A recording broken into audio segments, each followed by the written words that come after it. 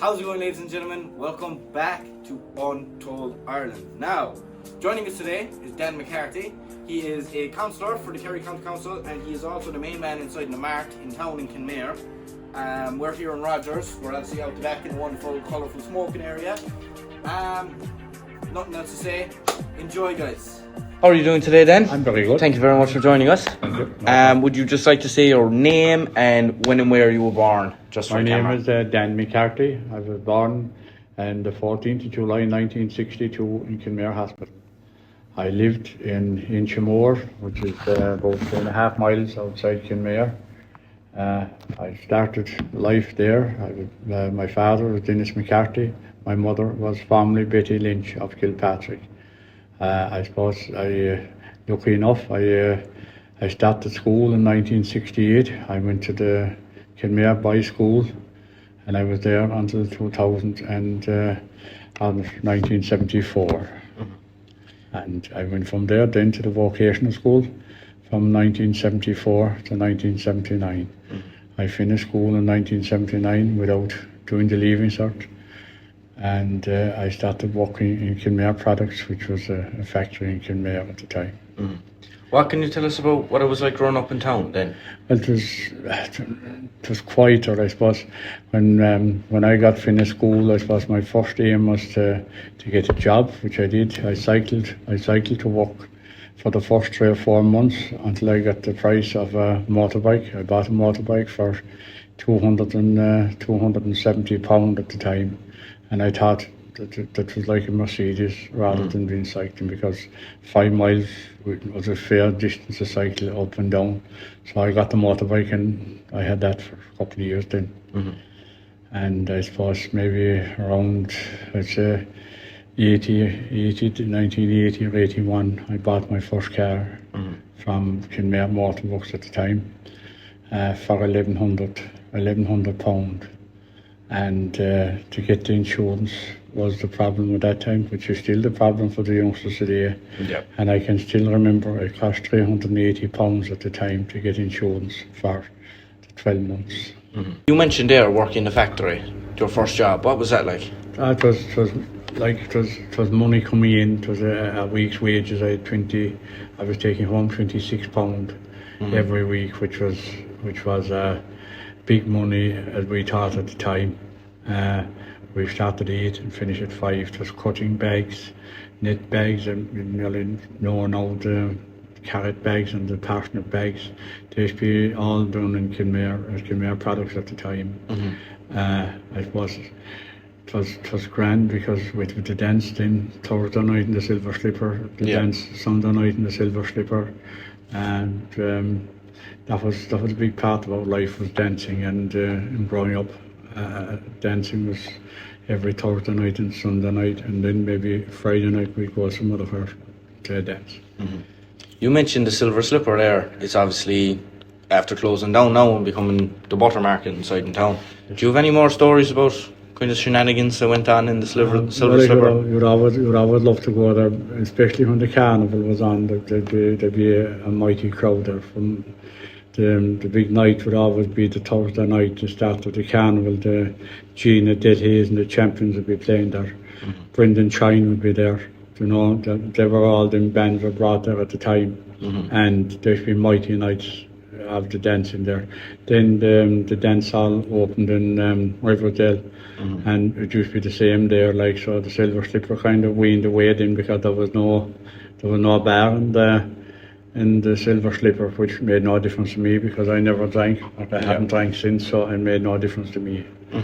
But it was a big entertainment, and the carnivals and things at the time. The donkey derbies and the soapbox derbies and the tug of war was a big thing. And on the late 70s, early 80s, there used to be mighty rivalry between the Crossroads and Bunán, and you would Blackwater, you would 3 or 4 tug of war teams, and there used to always be the carnival or drawing the crowds to watch them. Yeah, that sounds class. What can you tell us about the Mart?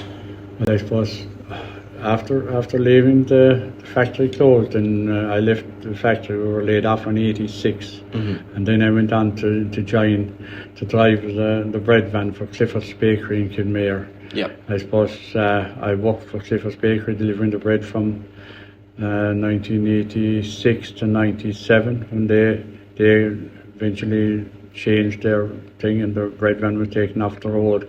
Yeah. That was part of the most enjoyable part of life, was out there and meeting the people and driving the roads. And I started selling the bread in for Jerry Hampton in 2007, up until and from '97 to 2004. And on the 4th of March 2004, I started as a mart manager here, and that's my job still. I have 21 years down as mart manager. Look, it is enjoyable. It is hard. There's a lot of, when prices are good, there's no bother. Yeah. But if prices are tough and bad, trying to get people to buy the cattle and to buy the sheep is not easy. But I enjoy it. I have 21 years down, and God will spare me, we'll stay at it for a while. Yeah. I'm lucky with the staff I have. I'm lucky with the workings of it. But Yeah. the big change on that thing was the COVID was hit. Oh yeah. How was it? What was it like here with COVID then? It was a total and utter nightmare trying to keep the people from coming in and mixing. Yeah. And they brought in this online then that you could buy the cattle or buy the sheep with the camera, which I was completely and utterly against at the start, because I thought people should be at the ringside. Yeah. But when it settled down, when people got used to it, it's the best thing that have ever happened, livestock mats, because it have brought smaller mats like ourselves now into the same category as the bigger mats, because you don't have to be at the ringside to buy the animal now. So it's a big plus, like. I imagine that to be almost revolutionary. Like. It is revolutionary, no doubt about it. But the biggest change in the farming society. Obviously, this building that we're sitting now is the new Mart. Yes. Could you tell us anything about the old Mart? There was no Old Mart. No? The Old Mart, the first pound I ever made was driving cattle to the fair. The 15th of August, to bring the cattle to the fair was the first time I ever made a pound. So was there no Mart at all? It was just the 15th of August? Yeah, in 1996. This place opened the 7th of July 1996. And this is the only Mart that had been in Kenmare. Right, so I didn't know that at all. Yeah, that was a big talking point at the time, because I would have to get the sheep to other mats, the cattle to other mats. A lot of people, if you sell it at home and you wasn't getting the full value, because you didn't know the value of the stock, whereas when they come in here, you might have a bad day, but you'll have a good day as well. Yeah. I suppose the Mart has been a big part of the community since it opened. Yeah. I suppose growing up then, my hobbies would have included, I'd always go to a football match, or the big thing for us was the drag hunt. I suppose the Kenmare drag hunt is always on the August Sunday, and they'd come from all over Munster to the drag hunt, and training the dogs and getting them ready for it was a big part of our younger life, like. And I was lucky enough, I won it in 1994, and I won it again in 1995, and that was our All Ireland. But we leave here every Sunday with the club. There was 12 or 14, and we'd go down to South Kerry to the drag hunt in Ballinskelly, Portmagee, and Carsiveen. They were the big ones. Yeah.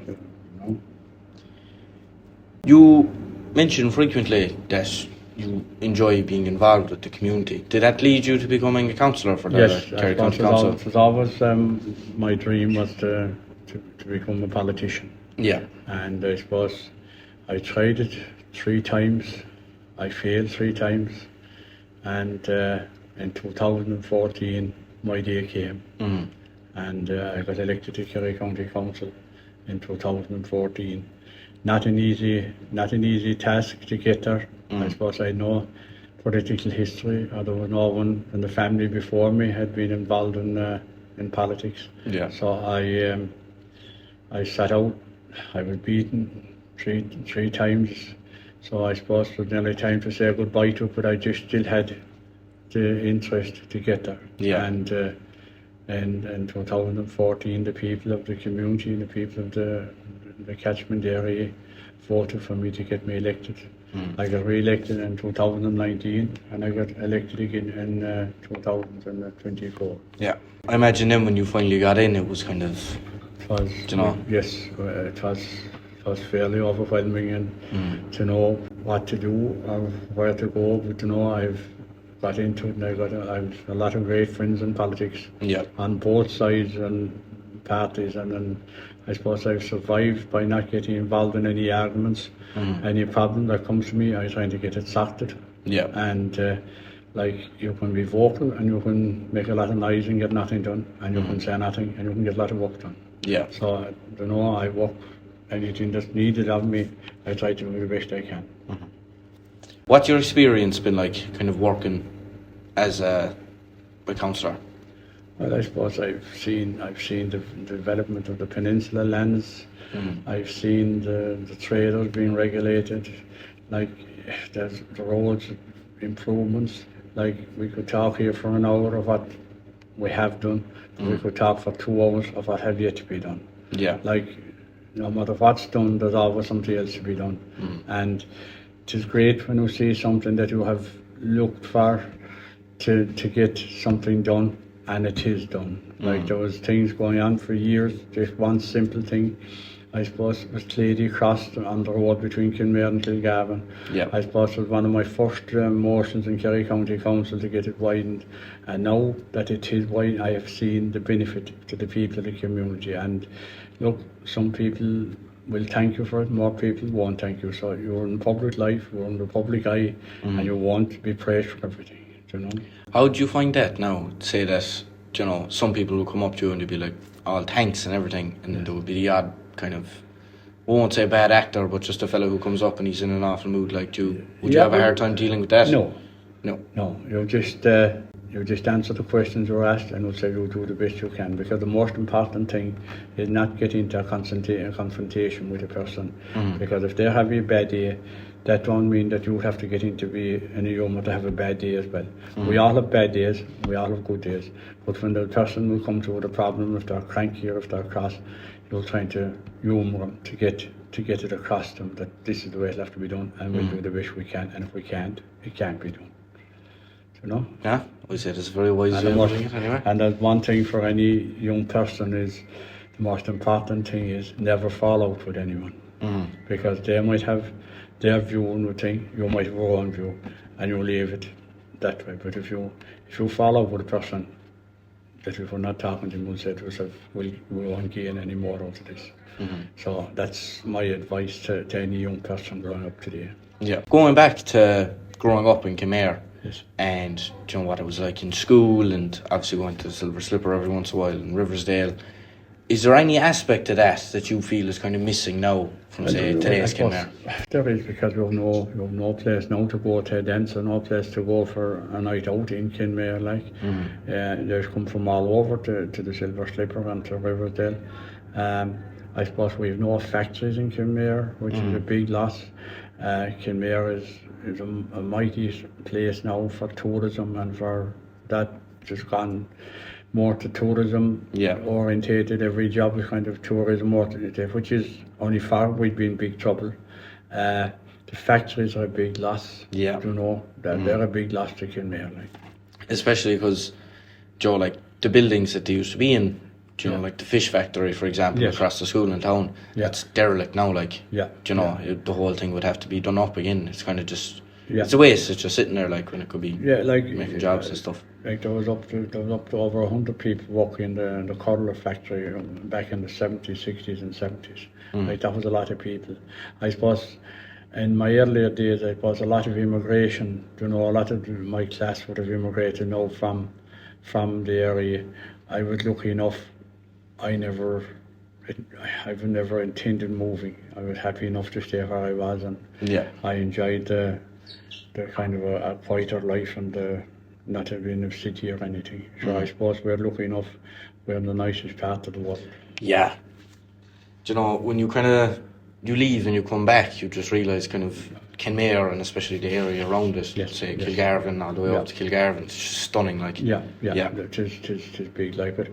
And we growing up then, we used to be milking. So milking was the dairy farming was the cows that had to be milked morning and evening. But in the 80s, then that kind of went away from milking cows to the suckler cows, like, because there wasn't enough money in the milk at the time, like. And you know, the big thing that time was the silage, and all the neighbours, say there'd be 3 or 4 neighbours would gather.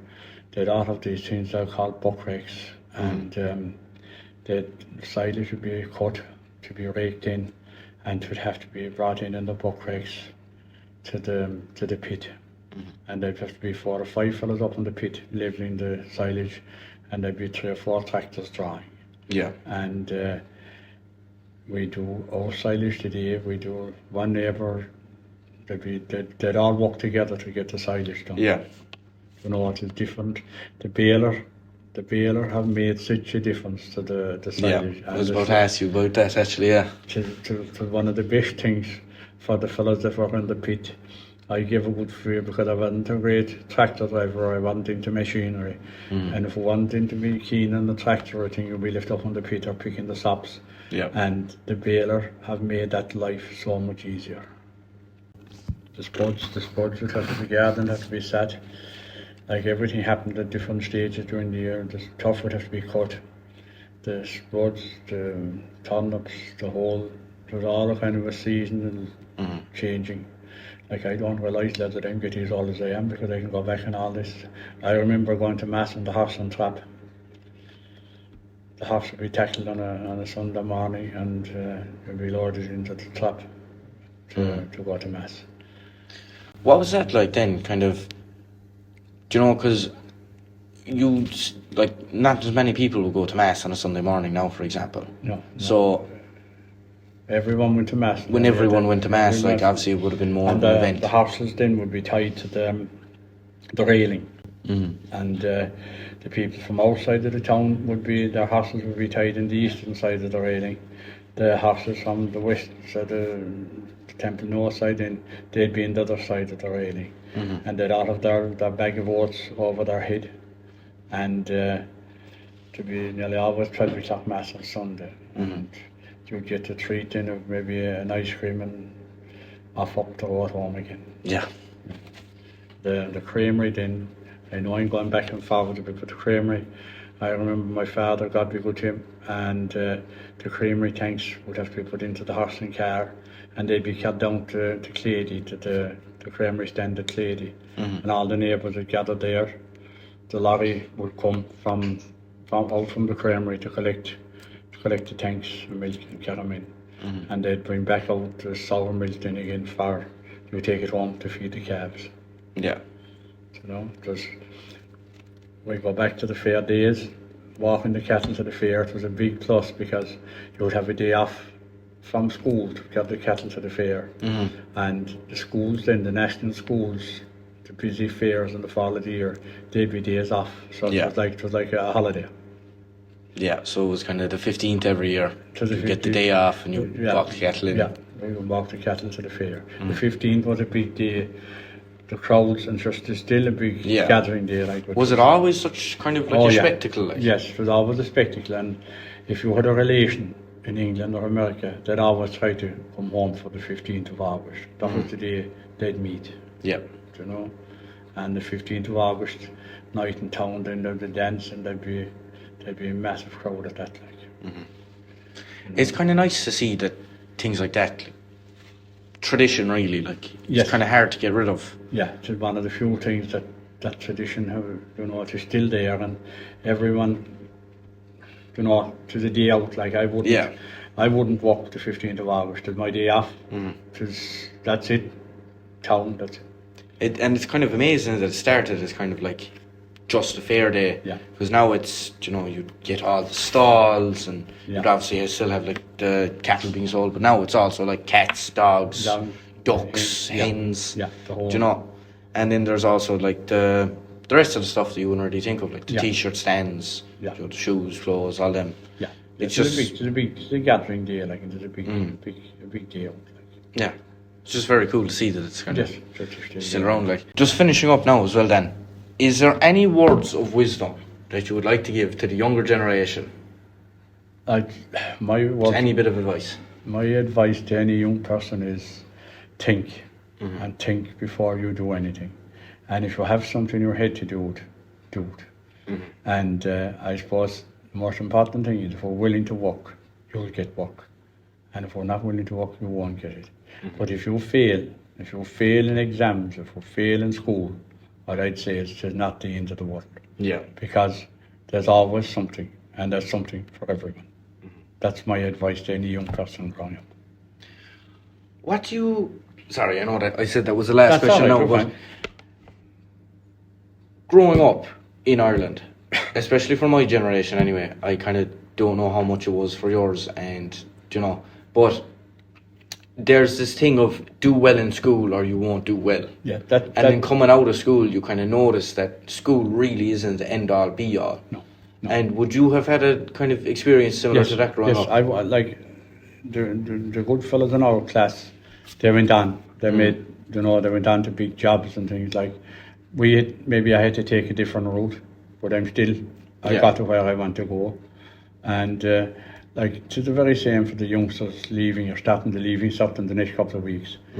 Not to worry about it. Do the best you can. And if it don't work out, there's always courses and there's always different things that you can do. Yeah. There's no such thing as not being successful. You can make it. The most important thing is if you have a cool head, a level head, and take advice from the elders. That's the most important thing. Like when we growing up, we didn't have a car. We didn't have electricity when I was a youngster. Like so, we had to come. Everything had to be done the hard way. And the youngsters today have it hard in other ways. Like, that's my advice is to stay cool, not to panic, and there's always a road to go down. Thank you very much for joining us then. Thank you. Thank you. It's been a pleasure to have you. And thank you very much. I hope it's all right. You can edit it. Right, so guys, thank you very much for watching. I really enjoyed that interview now with Dan. First time I was ever inside the Mart. It was actually, it's quite interesting. Like, as always, all our social medias are below in the description. There's a link tree. It's got a TikTok, Instagram, Facebook, Patreon, whole shebang. You know the drill, guys. We'll see you again next Saturday. They're coming out pretty much flat out every Saturday now for the foreseeable future. So come back again Saturday. Let us know how you felt about that one down in the comments, guys. And thanks for watching.